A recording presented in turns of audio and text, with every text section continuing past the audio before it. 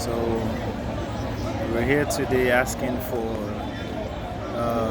we're trying to tell the world that they basically don't have the luxury of ignoring what's going on in Nigeria, because you see what happened in Afghanistan not long ago. That could happen in Nigeria rather, because we see the way that the Buhari government are basically caressing and romancing terrorists, so incorporating them into the society. And we also see all the injustices going on in Nigeria. So let me be very clear, we're not begging the UN to come help us. We're telling them basically that it's not going to be in their interest when Nigeria breaks, because Nigeria will split up, whether anyone likes it or not. So how is what we are trying to make sure is in a peaceful manner. So we are telling them that if Nigeria breaks up violently, it's not going to be in the interest of anyone, not the UN, not the US, not Britain, not China, certainly not us. So we're telling the United Nations that in their best interests and in the interest of everyone else, including us, of course, we need a referendum. So we're asking for a peaceful referendum, but the Buhari government are basically tone deaf to this request. They've decided to categorize any call for referendum as a terrorist act. We see the way that they kidnapped, for instance, Mazi Nnamdi Kanu, the Biafran supreme leader from Kenya, and extraordinary rendition him to Nigeria. So we see also the way that they are, we can say they also are responsible for the kidnap of Chief Sunday Igboho in Benin Republic. So, but of course, that can only happen when you have a kidnapper in chief as president. That's Buhari. So we're telling them that this is not sustainable, because Nigeria will split. Nigeria will split and split. If the international community does not step in, Nigeria will split very violently, and we don't want that. Nobody wants that.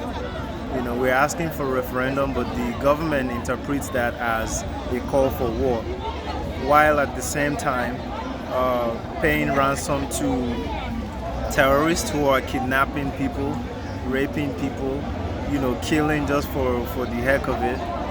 They've turned this kidnapping thing into a multi-billion-dollar industry in Nigeria. So, it almost feels as though there's nothing else that can be done to salvage that country other than to break it up. So we're calling on the United Nations to step in now when there is still room to step in. We're not begging for them to help us, because we know a lot of them are the reason we're in the situation we're in today anyway. Britain is behind what's going on in Nigeria, as well as the US, China, even the United Nations.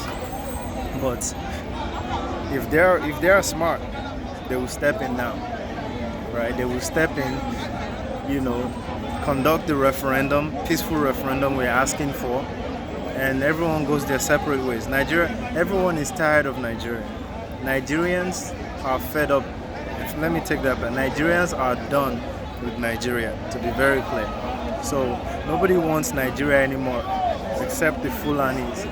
And the reason is because they are the ones who benefit from Nigeria as it is right now. So they are the ones who the British handed over power to, so basically be their representatives in Nigeria. So every year when we celebrate independence in Nigeria, October 1st, which we're getting ready to celebrate again very soon, every year we do that, we're in effect celebrating a change of colonial masters, right? Because right now it's no longer the British, but it's now the Fulani elites. So in Nigeria, a lot of people, when they hear this, they think you just hate the Fulanis. No, it's not true. That's the history of Nigeria.